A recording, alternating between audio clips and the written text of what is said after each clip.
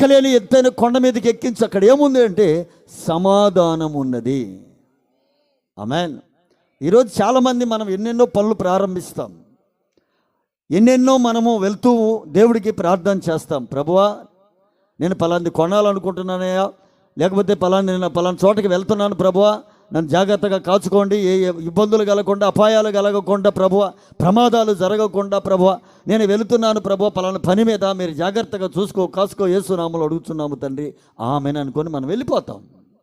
వెళ్ళకూడదు. ఆమేన్. ఆయన దగ్గర ప్రార్థన చేసి ఆయన దగ్గర సమాధానాన్ని నువ్వు పొందాలా. వద్దంటే ఆగిపోవాలా, పొమ్మంటే పోవాలా. అది నీకు విజయాన్ని కలుగు చేస్తుంది, జయాన్ని కలుగు చేస్తుంది. ఆమేన్. ఒక మనిషి శక్తి చేత బలము చేత ఏమి సాధించలేడు. దేవుడు నోట నుంచి వచ్చే ప్రతి మాట వలన ఒక మనిషి ఏదైనా సాధించగలుగుతాడు. ఆమేన్. గట్టిగా చెప్దామండి హల్లెలూయా. ఎందుకంటే ఆ పరిశుద్ధమైన స్థలములలో ఏముందంటండి, సమాధానం ఉంది. ఇజ్రాయేలీలు కూడా అడిగారు. ఇజ్రాయేల్ ఏమడిగారు?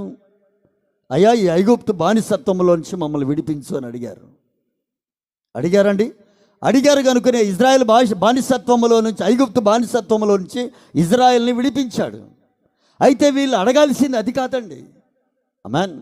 మమ్మల్ని పాపములో నుంచి విడిపించు, మమ్మల్ని పాపములో నుంచి, మమ్మలను ఐగుప్తు పాపమనే బానిసత్వములో నుంచి విడిపించు అన్నారు. కానీ ఈ చాకిరీ కష్టాలు మేము చేయలేకపోతున్నామన్నారు. కానీ దేవుని యొక్క మనసులో పాపము లేకుండా చెయ్యమని వాళ్ళు అడగలేకపోయారు. ఆమేన్. మా దేహాలలో పాపం ఉండకూడదయ్యా, మేము పాపము చేయకూడదయ్యా, మా పాపాన్ని క్షమించయ్యా అని దేహ విమోచన అడగలేకపోయారు ఇజ్రాయేలీలు. ఆమేన్. మనం కూడా ఈరోజు ఏం అడగాలో అది అడిగితే దేవుడు ఖచ్చితంగా సమాధానాన్ని ఇస్తాడు. అడగవలసిందే మనం అడగాలండి. వ్యర్థమైన దాన్ని అడగకూడదు. అడిగినా ఇస్తాడు, కానీ దానికి నిష్ప్రయోజనంగా మార్చబడుతుంది నీకు. ఆమేన్.